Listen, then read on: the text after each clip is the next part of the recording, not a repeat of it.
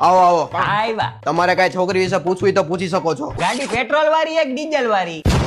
એટલે એમ પૂછવાનું હે ભાઈનું કે છોકરી ચા પીવે હે કે કોફી એમ? હા, કેમ કે સ્ટારબક્સ ના ખર્ચા હે ને યાર આપણાથી પુગાય એમ હે ની, પોહાય ની ને એટલે. ના ના, ચાત પીવે છે. એન્જિન કેવું છે આમ?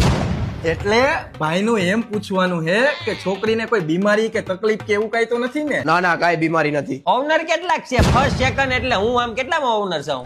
ઈ એમ કે છે કે છોકરીને બીજ વરતો નથી ને, છૂટાછેડા તો નથી થયા ને અગાઉ એકય?